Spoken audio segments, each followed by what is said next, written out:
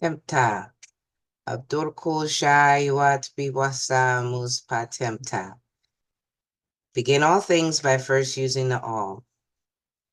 This is our 78th year, 17th month, 5th day on the Yamassee calendar, which is April 30th, 2024 of the Gregorian calendar.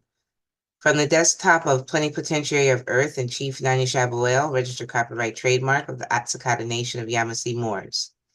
This interview series with the Plenipotentiary of Earth and Chief Nanya, registered copyright trademark of the At-sik-hata Nation of Yamasee-Moors by the White Autochthons of Whitework is brought to you courtesy of and not limited to the following so-called conscious podcasters and representatives of the so-called conscious and or Black community. Firstly, with honors, Bobby Hepet, who acknowledged Chief's lien on the White House. Beneath him lies Malefa Asante, PhD, and Clyde Ledbetter, Jr., PhD. Both acknowledged our nation, At-sik-hata Nation of Yamasee-Moors, in their book, Contemporary Critical Thought in Africology and Africana Studies.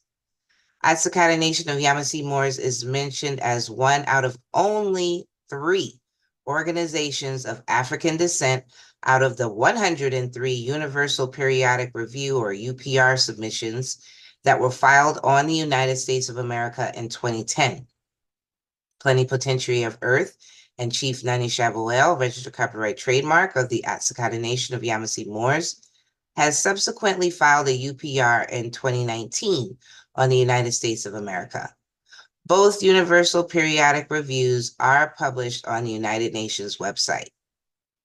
19 Keys, Riza Islam in California, Dom Luker, Philip Scott, Will Radigan of YouTube channel Reason with Radigan, who breached a contractual agreement to give Chief a 3 to 4 hour platform to discuss who we are as the dark-skinned race on the planet and the solution for us to call ourselves white. He got unreasonably rattled and cut Chief from speaking by kicking him off the show twice within an hour and 6 minutes. He had no solution to offer Black people and refused to keep his word to hear Chief's solution for Black people. Mutabaruka, who uploaded Chief's first interview with Reason with Radigan and published it on his own YouTube channel. He created a thumbnail with a graphically imposed image of Chief with the words, "I am white," written above the plenipotentiary's head. And then Mutabaruka, he put his own image beside Chief to appear like he is standing with the plenipotentiary, but he never states he is white, nor does Mutabaruka claim that he is white in that video and has disabled the comments. Killer Mike, Black Magic 363, Rick Smith, a pale man who is the author of The Moor, the Mason, and the Alien, who revealed the body of Saint Isa, a dark man, misnomer Black man, is in Jerusalem, which proves he was never pale. No one could go there to see the body without an invite from the Vatican. The Vatican has to stamp your passport to allow you to go there. Rick Smith, who has emailed and responded to Chief on Facebook and LinkedIn multiple times, said he respected him, but lives a life in the Matrix. Peter Moon, author of the Montauk Book of the Dead, who did not reply to Chief's emails, which was sent to him via his publisher. Roland Martin, Sherry Peel Jackson, who we had Facebook conversations with on her page in the comments of her post. When we presented the solution of changing her race to white and doing the autochthon standing process to remove herself from being taxed by the IRS, she still refused to do the process. Joy Bulimweni of the Algorithmic Justice League, Mother America Publishing, Sa Netter, Sabir Bey, Taj Tariq Bey, Nakeem Bey, Hakeem Bey, Queen Afua, Queen Valara, Rod Hayes, Rare Bird, Young Elder, Yusuf Al and Jonah Bey, who both tried to diss the SF-181, but now tell people, I told y'all you got to do the SF-181. MSTA, Great Seal, Farrakhan. Chief sent a direct message to him on Twitter, now called X. Farrakhan never responded. Don Napoleon, who told Chief over the phone when they spoke that Atumre is not in ADX. His family knows he's not there. The government knows he's not there, and the government does not want that information to get out. If you can walk through concrete, you can get out. One time after they spoke, Chief came in on the last bit of her radio show. An associate of Don Napoleon knew about the SF-181 and presented it to her on air. All she kept saying was, "Help me out here. What am I looking at?" Don Napoleon filibustered to conveniently run out of time and instead talked about it on an overtime instead talked about it on overtime in her off-air show. The Sabians or Nuwabians, Duswa York, Victoria Broussard, attorney at law, Adrian Patrick, attorney at law, the Hebrew Israelites, Red Pill, Blue Pill, Sarah Sutton Seti, who refused to show up for a scheduled live debate he agreed to with Chief in 2016. Professor Griff, who Chief left a voicemail with and he never returned his call. Dr. Cornel West, who agreed to endorse the SF-181, but then turned around and said he wanted to be like Jesus and endorsed Bernie Sanders for President of the United States. Dr. David Imhotep, author of the book The First Americans Were Africans. He was given the SF-181 by our associate, and he refused to be clear over the phone with Chief about whether he faxed it or not. Shahrazad Ali, author of The Black Man's Guide to Understanding the Black Woman and The Black Woman's Guide to Understanding the Black Man, who, when presented via email with the commercial fact that there are no Black racial groups of Africa and that she should change the titles of her books, she threatened legal action if we mentioned her in association with our nation.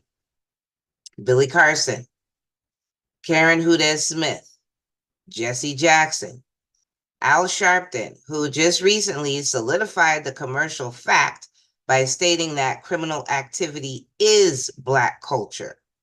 In short, Black people are sinful, as the etymology of crime means sinfulness. The etymology of sin is to miss the mark, as in a game of archery. So, Black people have missed the mark of correctly self-identifying as white. Black people, mark the white box on the SF-181. NAACP, National Action Network, NAAIP, Draconis Rex, Hellraiser, Brother Truth, Mon3 Adamak, and he, she, hopping from hotel room to hotel room, hustling the SF-181 with demon-slit eyes. It's somehow appealing to those who lack discernment, but they have been warned via email not to fall for this con man hustler pilfering step one of our toxin standing process, charging $15 up to $40 to do a free form. Isis Wisdom, Tiffany Israel, who came on our free webinar just to get the ASP instructions package and then turn around and sold them to people. She added an extreme number of alternate pages to the SF-181 attachments that have no relevance, which may have contributed to the fax line to OMB being jammed for months with a busy signal. Chief had to find an alternative backup fax line for the white autochthons to then use. Usar, Polite, Mark Keyshawn Christopher, with his fraudulent quantum live-life claim for those with a Black status, was the impetus for why Chief now only wears his namus. Chief attended a Zoom Mark held where Mark singled Chief out in a derogatory way to ask him, "Are you comfortable with that headgear upon your head?" Chief said yes, and Mark kicked him out of the Zoom meeting when he lost the battle to Chief's rebuttals. Global African Congress out of the UK, Russell Gould, Phil Valentine, who did call Chief, but left a message that was not honorable enough to incline Chief to return his call. Panic out of New York, Black conscious community, Black occult community, the New Age community, the UFO community, Anu El Bey of the Yamasee-Moors, Dr. Ali Muhammad, Anna von Reitz. Chief emailed her directly with no response. Dr. Frances Cress Welsing, author of the ISIS Papers, had the SF-181 put in her hand by one of our associates and was asked, why are we still calling ourselves Black? She squirmed in her chair. This was all during her presentation at Howard University. She avoided the question and she never came back to Howard University again after speaking there monthly, and then died about 3 months later. Malik Shabazz, chief, was counsel for an indigenous Yamasee official for a court case in Dublin, Georgia, who happened to meet Malik Shabazz at an event in Atlanta and asked him to look over the court brief documents chief had prepared. Malik Shabazz looked at the first page, stopped at the second page, handed the Surlock's court documents back to him and said, "This is over my head." Chief also called and left a message with Malik Shabazz, but he never called back. Benjamin Crump, who was a keynote speaker at the Working Group of Experts for People of African Descent, and Chief was also present at the meeting. We noticed after the meeting that Benjamin Crump's race and ethnicity was white. Benjamin Crump knows Black has no standing at law, and that's why he changed his ethnicity and race to white. Chief did a 5-day comment, number 167, about this race change of Ben Crump's. A week later, his race no longer showed white, but instead dashes.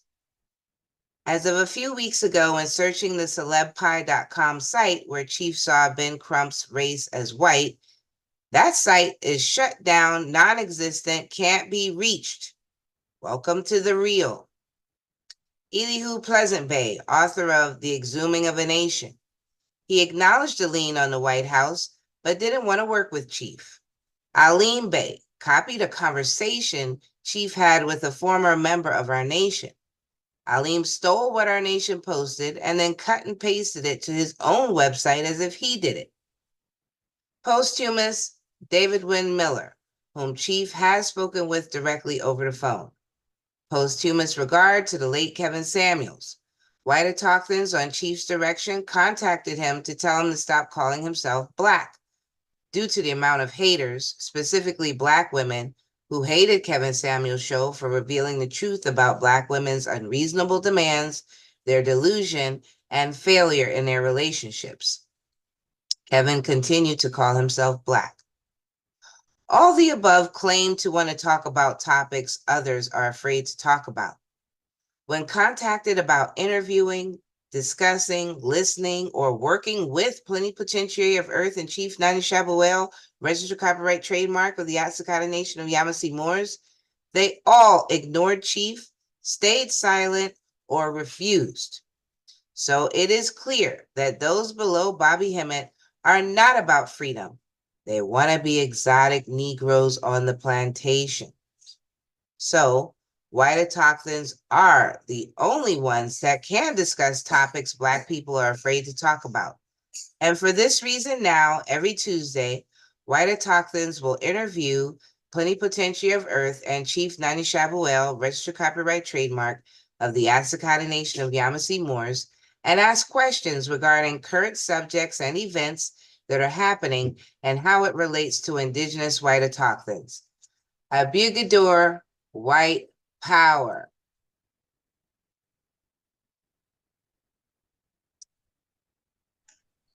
Abdur, Shaayuaat. Shaayuaat, Chief. Shaayuaat. We have a special surprise for everyone. So this is a very special white work asking and questioning Plenipotentiary of Earth. We have Yaa Nattaat Hepet coming over to visit us. Much appreciated for being here. Yes, thank you for being here, Yaa. Much appreciated. I thank you for having me. Yes, yes. So we just want to acknowledge Yaa being here. You've traveled from Ghana, West Africa. that is a far, far trip. So How many hours was that flight? It was because, it took one leg to get to JFK, and that was almost 10 hours. And then from the East Coast to get here, it took almost a whole day because I went to Toronto and then from Toronto to Edmonton. And that was from around I set off about 8 a.m. in the early that day and then continued. I got here around 5 p.m. So 2 full days. 2 full days of travel. So we're just happy to have you here. I know you have a question for Chief, and Adapa has a question for you. I want to take Adapa's question first, if you don't mind. No problem. Okay, Adapa.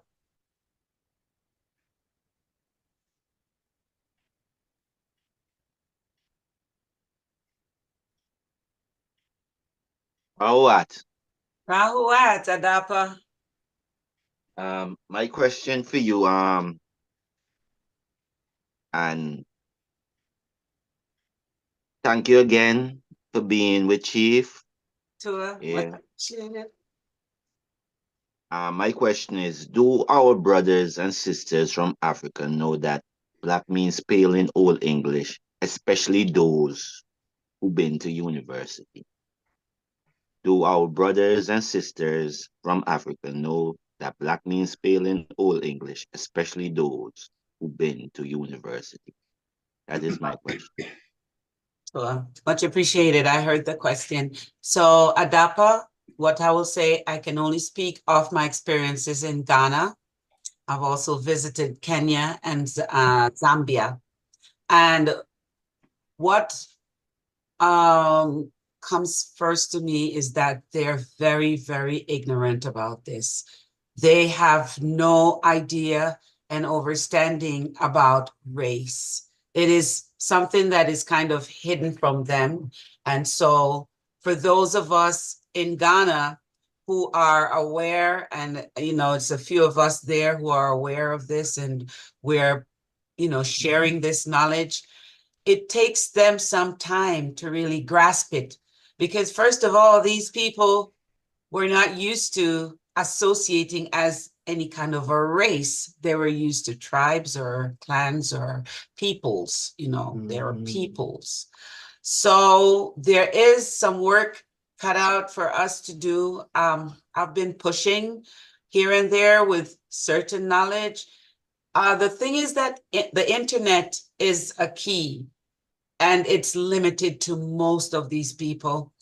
And you'll find that a lot of the ones who are climbing that social ladder, and you approach them or present this to them, they're really not too concerned about this because of the fact that, they're finally making it somewhere, financially, they're liking what they have, and they're not gonna rock the boat. So this is how I see it.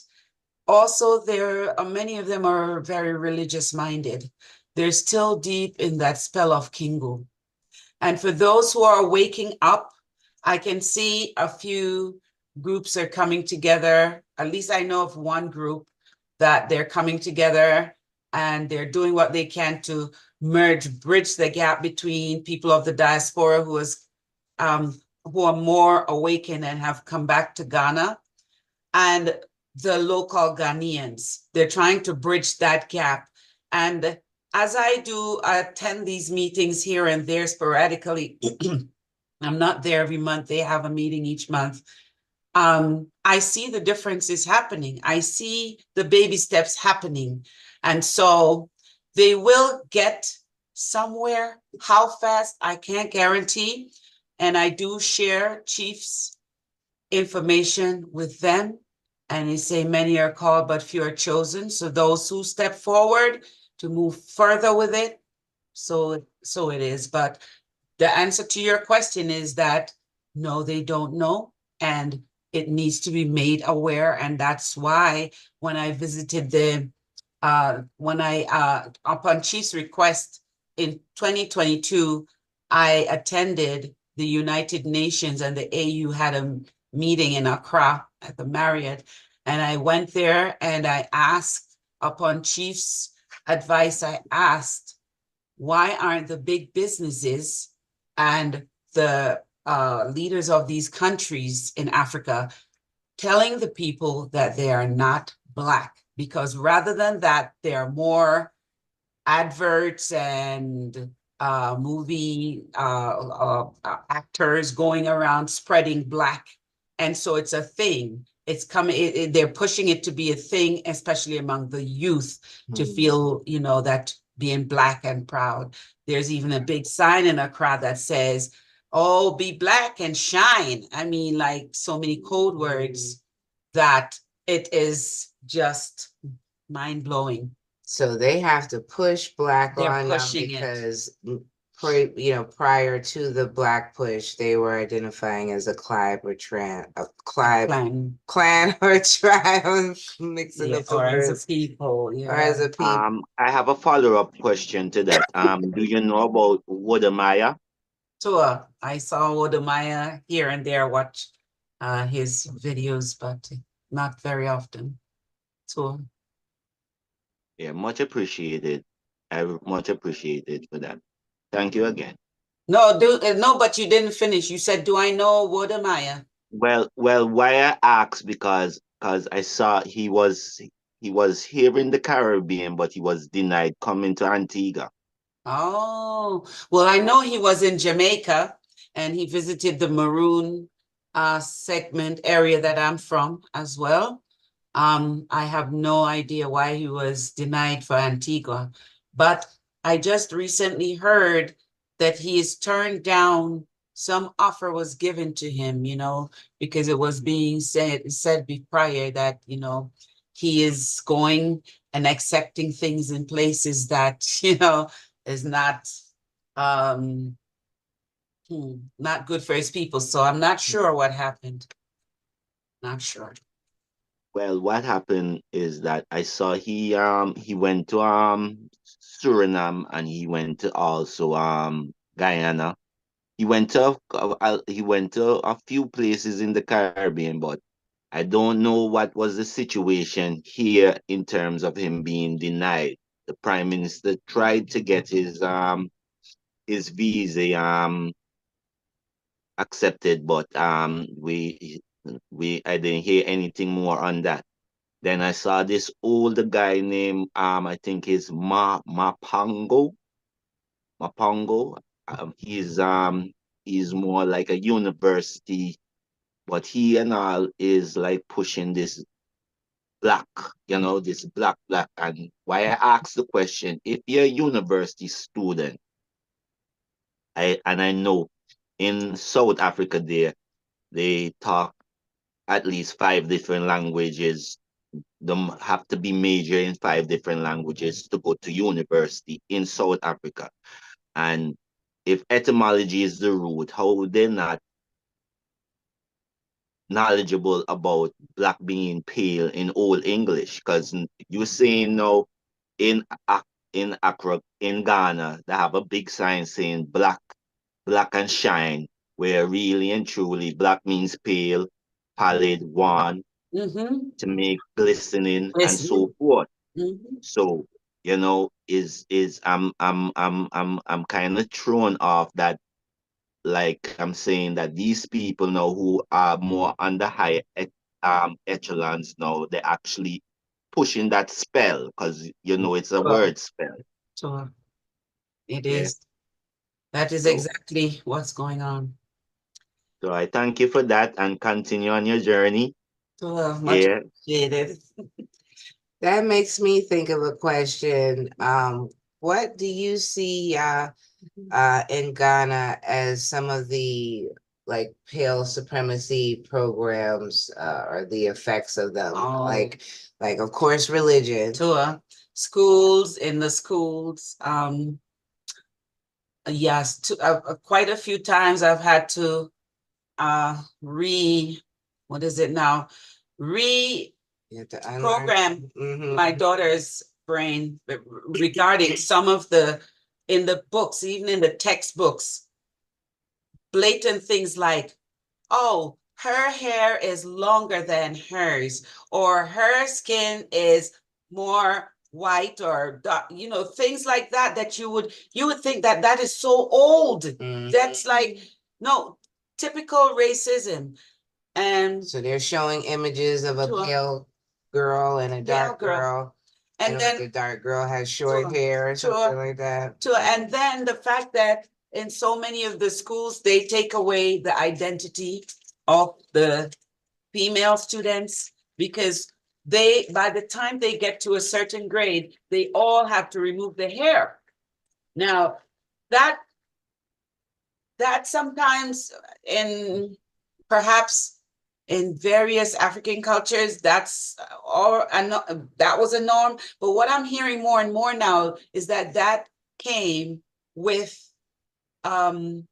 the what do you call the invaders that come, the Christian ones, the Not the colonists. no, not the colonizers, the other ones that The come to, Mozongos, no, they come in as missionaries, right? missionaries. Mhm. When they come in, when they came in and started these schools, they basically wanted the children to remove that because it takes away that identity from them. And then another trigger to it is that they'll grow up, they become 18, young adults, and these girls do not know how to manage their natural hair. So therefore, they're a quick target for perming.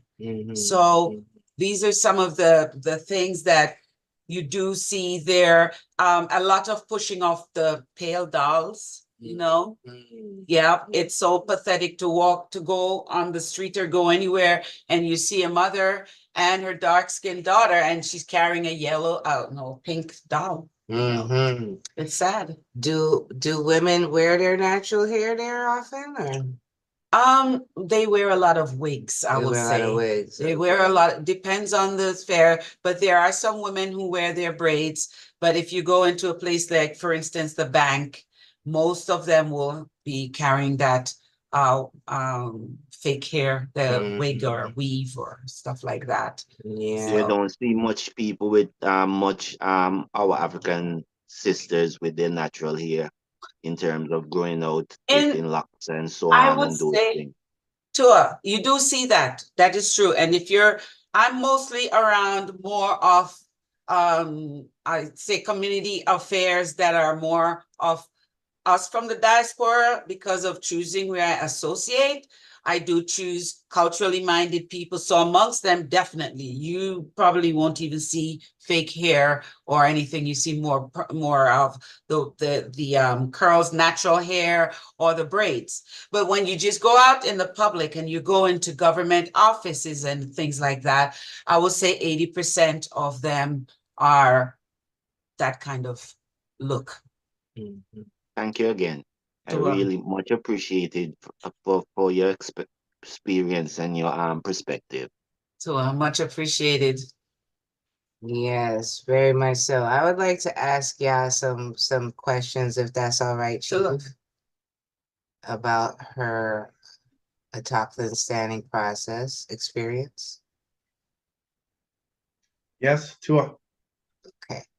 So you began your journey with the autochthon standing process in what year, and how did you find out about us? So I began in, I have to get back in the camera. Yeah.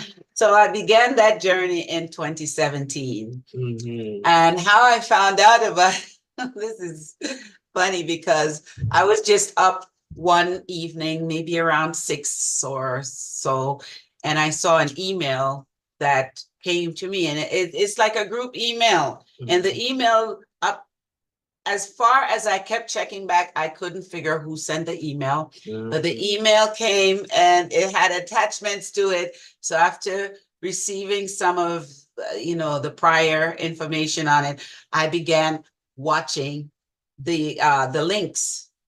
And the links had a lot of videos, and it was Chief and Sa, and they were talking, and I remember on the first video, Sa's voice was very deep. And so at first I was wondering if it was like an audio. And you were talking about things that I had questions about because I was a part of the Nuwabians at that time. And I had issues. I just had gotten to a point where I had trust issues with them. And pretty much nothing they were saying was resonating with me anymore because I found that they seemed to be lying. Yes. And I didn't have anywhere else to turn on my spiritual journey. That was the highest I've gotten since then. And I loved the books by Tumre.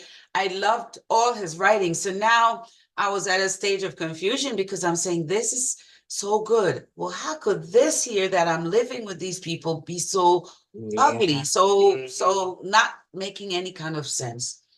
So when I heard Sa speaking, and I was like, yes. What? So I stayed up till 5 a.m. the next rising watching, and I had to go to work. I had to be at work for like 7:30. I was at that time, I was still doing other jobs. I wasn't full-time teaching yet.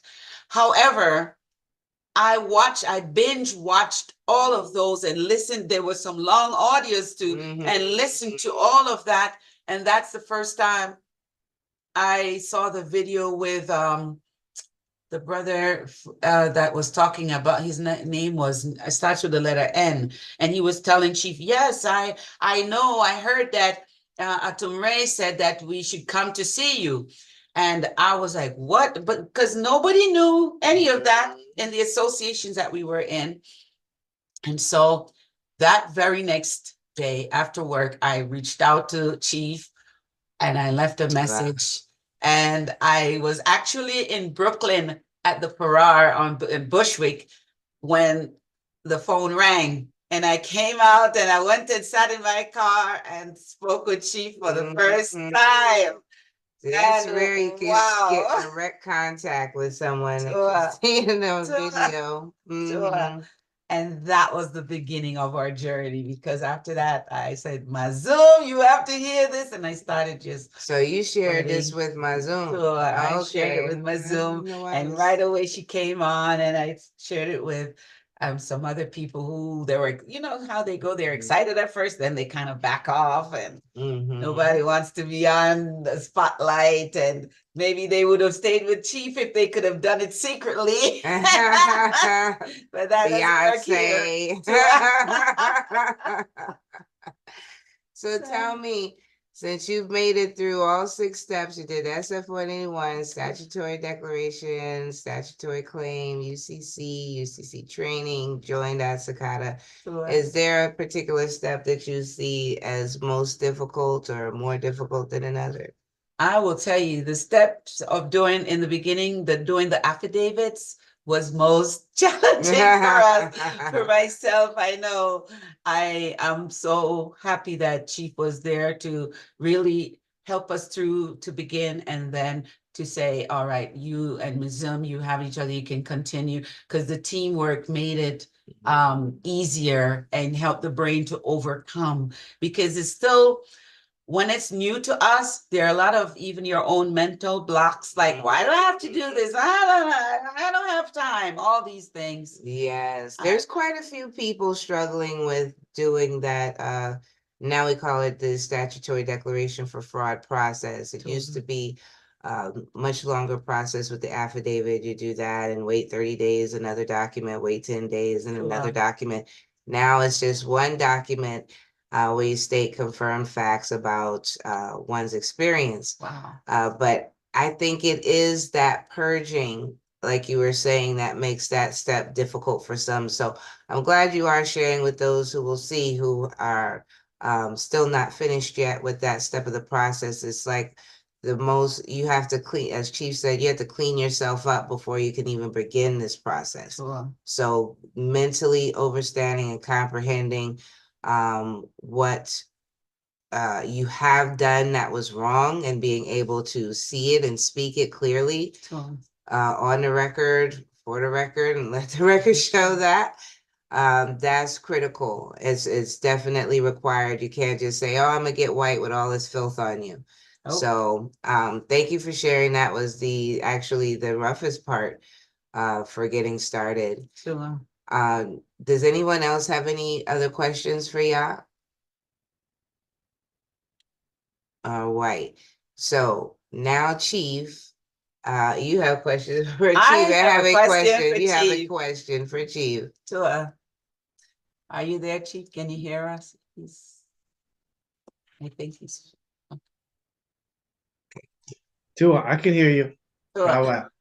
Much appreciated, Chief. I will tell you that this has been the most exciting, I want to say week, but yeah, week of my life for many, many, many years, many, many years.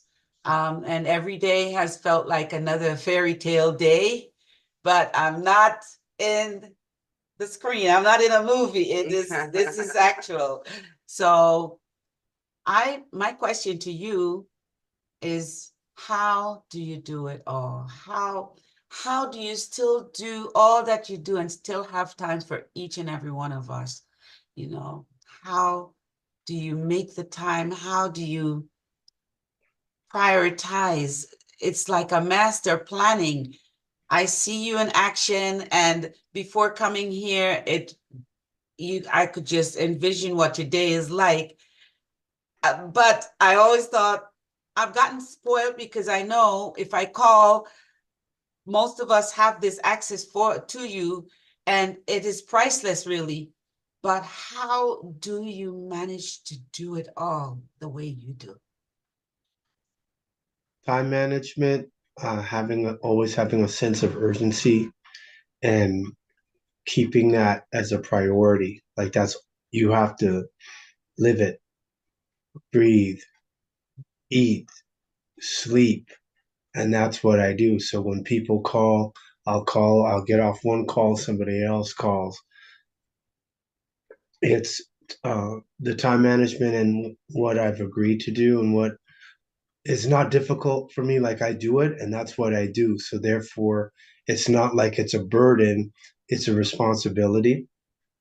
And this is what I do to get to, excuse me, that level. Everybody has asked for this. Everybody wish somebody knew, wish somebody could tell us, wish somebody could help us, wish somebody could tell us what, get on the inside and bring the info back to us and let us know. Now here it is. And it's not hidden. It's broad daylight. It's in front.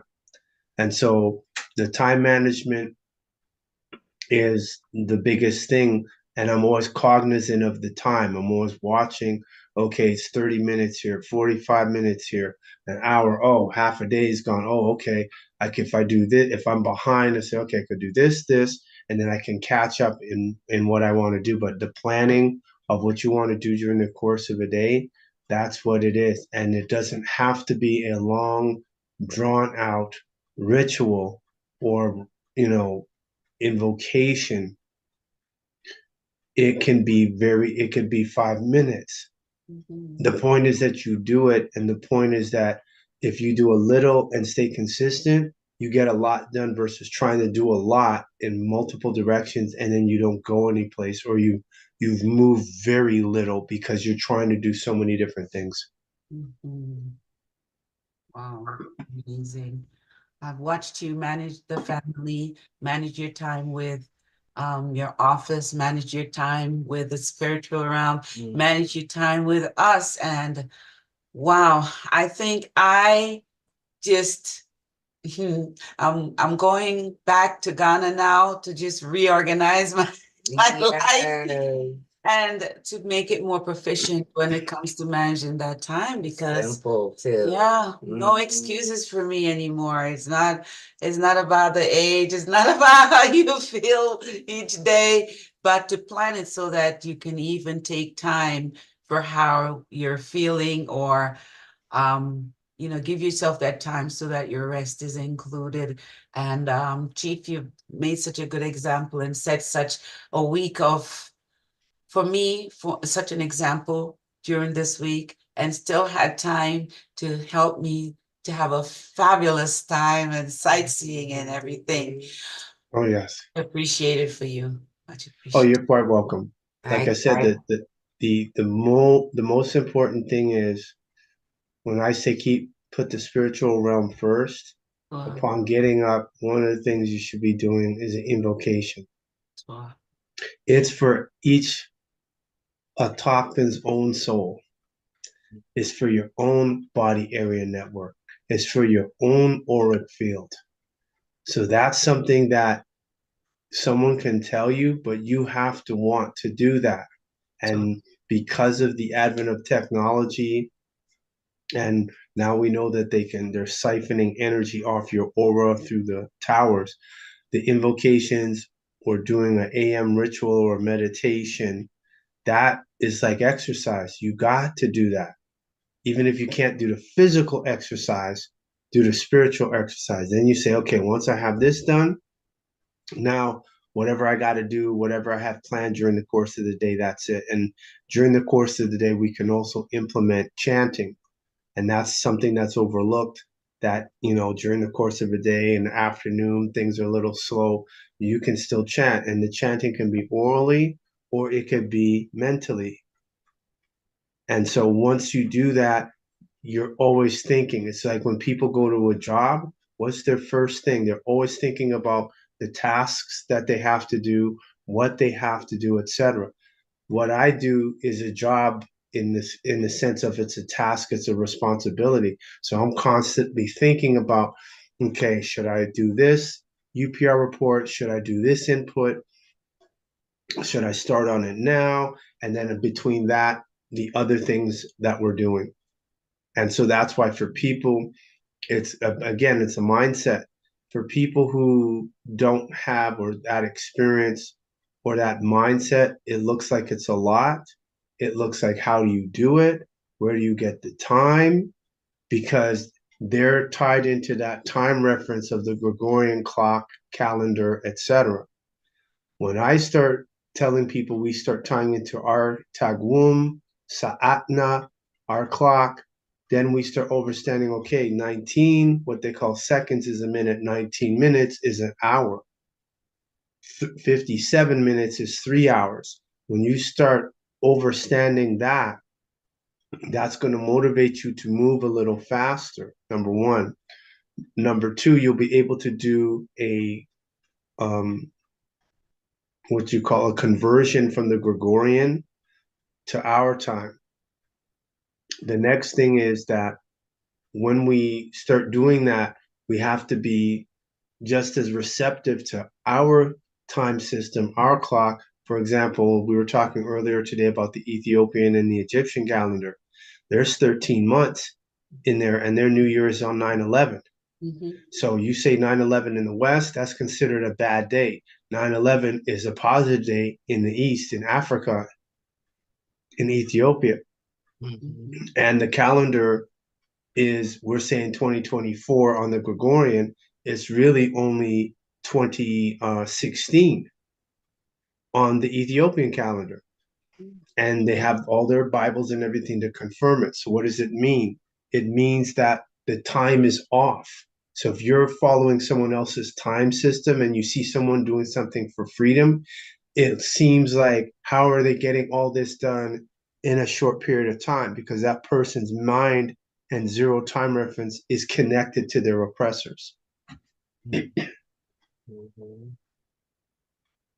Well, I just want to note that I was a witness to, as Yaa was saying, Chief's mentorship and guidance while she was here, and it is available to all the autochthons.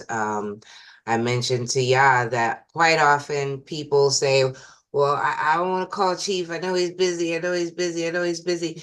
And I said, if 100 people thought that, guess what? His phone would never ring. So everyone's thinking he's too busy to take a call, so they don't call. And so then people are not calling. So it's better to take a chance, and not even a chance, but it's better to call.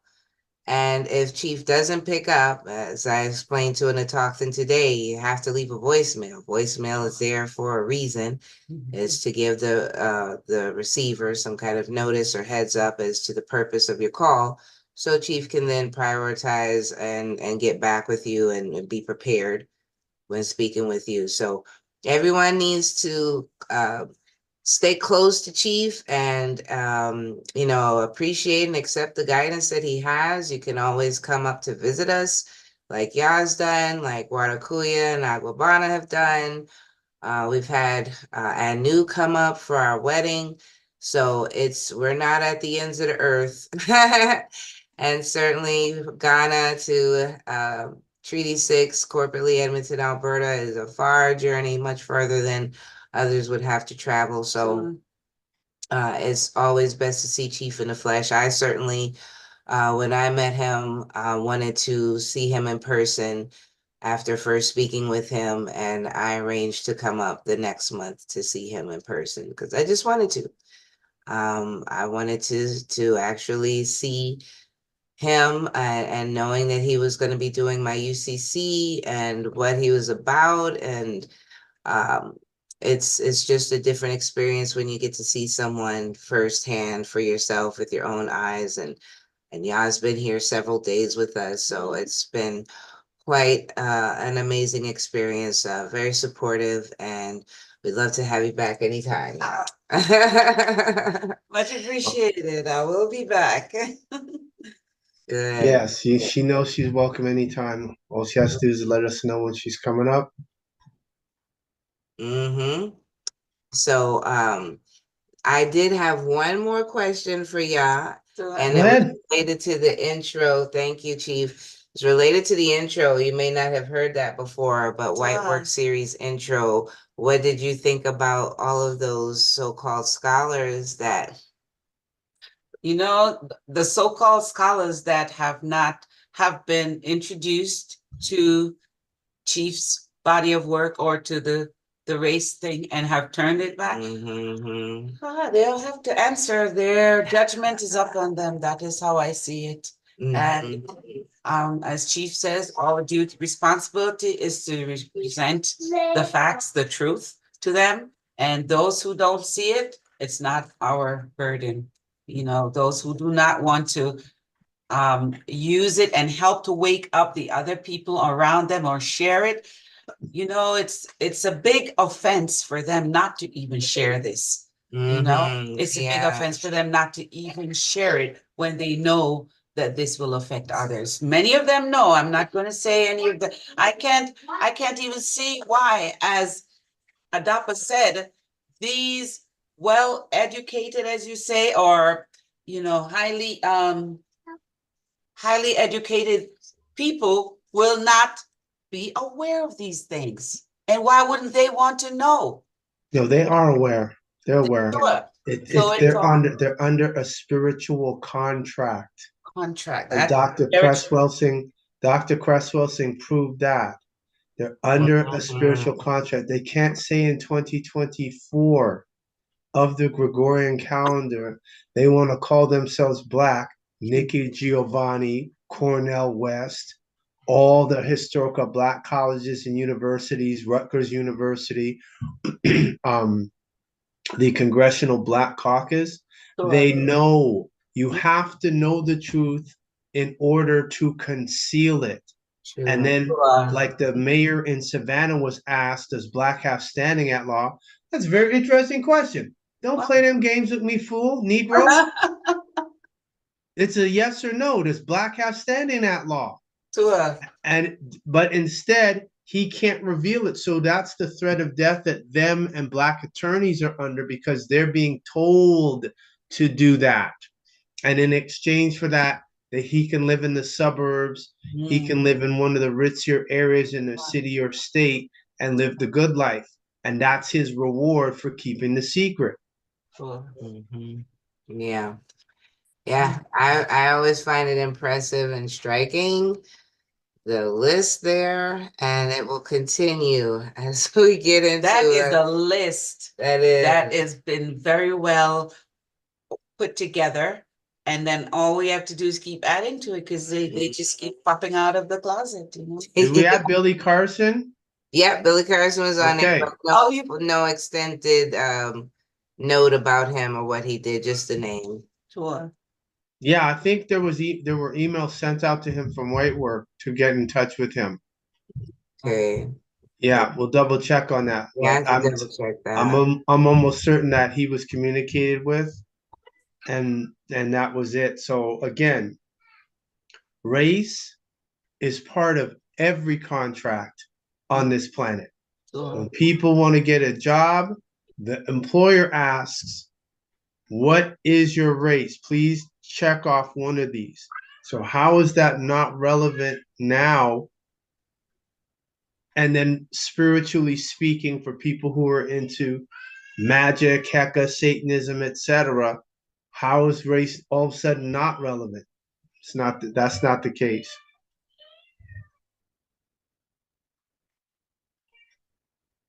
All right. All right. So yes, much appreciated again, Yaa. We're gonna wrap up our time with you right now. Thank you for coming and for answering everyone's questions and asking Chief his questions. So This is historical. yeah, This is a historical event, and that's why we're gonna keep this interview separate.